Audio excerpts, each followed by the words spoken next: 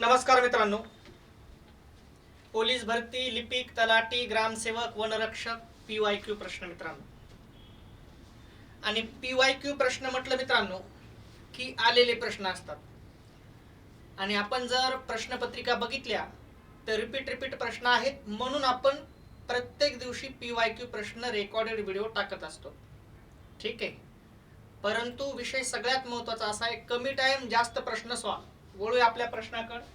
पहिला प्रश्न आहे मित्रांनो, मुले मैदानावर क्रिकेट खेळू लागली या वाक्यातील अधोरेखित शब्द खालीलपैकी कशाचे उदाहरण आहे? खेळू लागलीला अधोरेखित आहे. ठीक आहे, उभयविध क्रियापद आहे का? होणार नाही मित्रांनो. करणरूप क्रियापद, आता याचा विचार करता येईल, ऑप्शन नुसार बघावं लागेल. सहाय्यक क्रियापद नाही मित्रांनो. खेळू लागली हे संयुक्त क्रियापद आहे. खेळू लागली, मग संयुक्त क्रियापद म्हणलं की दोन क्रियापद येतात बघा. खेळू लागली, दोघा जणांनी वाक्याचा अर्थ पूर्ण केला आणि एकच क्रिया दर्शवली, असं झालं की त्याला संयुक्त क्रियापद म्हणतात. म्हणून ऑप्शन नंबर 4 बरोबर आहे. अबब, केवढी गर्दी ही. अबब या केवल प्रयोगी अव्ययाचा प्रकार ओळखा म्हणते. आश्चर्यदर्शक, हर्षदर्शक, प्रशंसादर्शक, संमतीदर्शक. मित्रांनो ऑप्शन नंबर 1 बरोबर आहे, आश्चर्यदर्शक.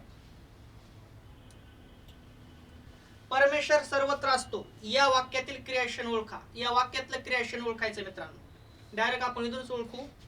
असतो क्रियापद, असमूळ धातू, असणारा कोण आहे? परमेश्वर. कोठे असतो?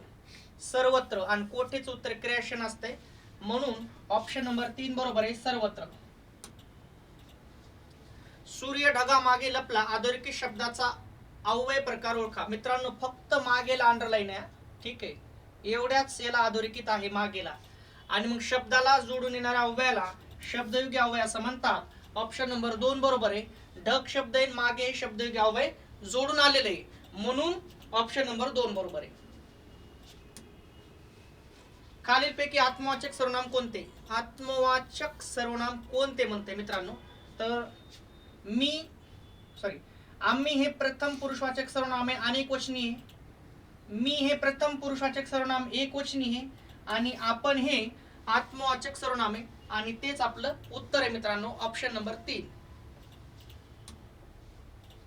खालील वाक्यातील अधोरेखित शब्दयोगी अव्ययाचा प्रकार ओळखा. सभोवार हिरवळ पसरली होती. ठीक आहे, सभोवार हिरवळ पसरली होती. ठीक आहे, कालवाचक आहे म्हणतंय. काय ओळखायचे मित्रांनो? शब्दयोगी अव्ययाचा प्रकार ओळखायचा आहे. ठीक आहे, शब्दयोगी अव्ययाचा प्रकार म्हणजेच काय? सभोवार मध्ये वार एवढं शब्दयोगी अव्यय मित्रांनो. ठीक आहे, सभोवार हिरवळ पसरली होती, कालवाचक आहे, स्थलवाचक आहे, रीतिवाचक आहे, परिमाणवाचक आहे. मित्रांनो ऑप्शन नंबर 2 बरोबर आहे, स्थलवाचक. का? सभोवार हिरवळ पसरली होती म्हणजेच काय? कोठे पसरली होती? सभोवार, म्हणजे स्थळ दाखवायले मित्रांनो. तर पूर्ण शब्द शब्दयोगी अव्यय नाही, तर इतकं शब्दयोगी अव्यय वार, आणि काय दाखवतंय? स्थळ, म्हणून स्थलवाचक आहे. ऑप्शन नंबर 2 बरोबर आहे मित्रांनो. दशरथाने कैकेयीला 2 वर दिले अधोरेखित शब्दाची जात ओळखा. अधोरेखित केले वरला. मित्रांनो लक्षात ठेवायचंय, इथं आपल्याला नियमानं शब्दांची जात दिसण्यावरून ठरवायची नाही, वाक्यातल्या कार्यावरून ठरवली जाते. आणि म्हणून दिले क्रियापद, दी मूळ धातू, दिनारा कोण आहे? दशरथ. वाक्याचा कर्ता आहे. काय दिले? वर. मित्रांनो वर इथं कर्म आहे, पण वाक्यातलं कर्म नाम असते, म्हणून इथं ते नाम आहे वर, म्हणजेच ऑप्शन नंबर 1 बरोबर आहे, नाम.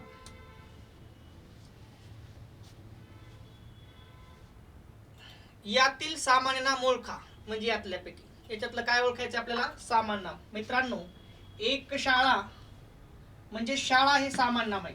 शाळा सारख्या शाळा अनेक असतात, म्हणून शाळा हे काय मित्रांनो?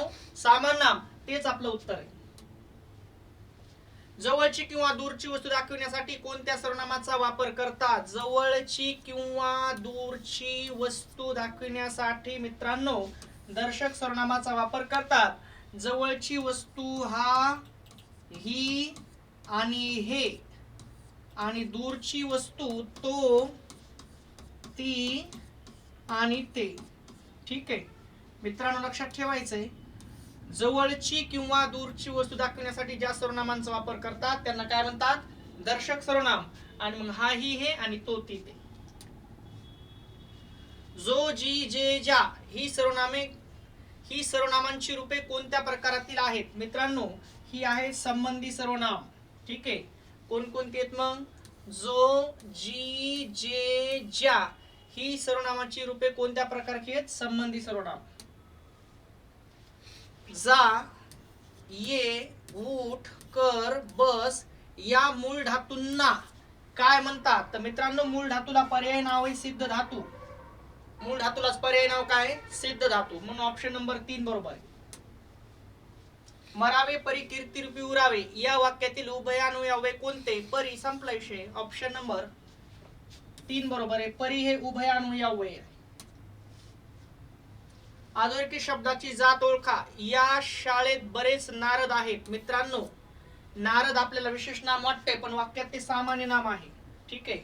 नारद म्हणजेच फॉर एक्झाम्पल आपल्याला असं म्हणता येईल, मुळात ते विशेष नाम आहे पण नारद म्हणजे फॉर एक्झाम्पल कळलाव्या माणूस थोडक्यात. ठीक आहे. आणि ते माणसं अनेक असतात आणि अनेक म्हणलं की सामान्य नाम. म्हणून ऑप्शन नंबर 3 बरोबर आहे. पुढील शब्दातून भाववाचक नाम ओळखा. काय ओळखायचंय? भाववाचक नाम ओळखायचंय मित्रांनो. तर मित्रांनो, गुलामगिरी हे भाववाचक नाम आहे, कारण गिरी प्रत्यय लागला की भाववाचक नाम तयार होते. ठीक आहे.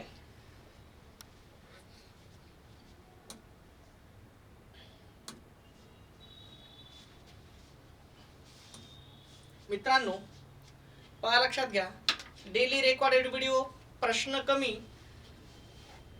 प्रश्नाला जास्त आपण वेळ घेणार नाही, खूप कमी टाइम आणि जास्त प्रश्न असं म्हणायचं होतं मला. ठीक आहे. म्हणून चॅनलला लाईक, शेअर, सबस्क्राईब करा जेणेकरून नवीन नवीन व्हिडिओ तुमच्यापर्यंत पोहोचतील.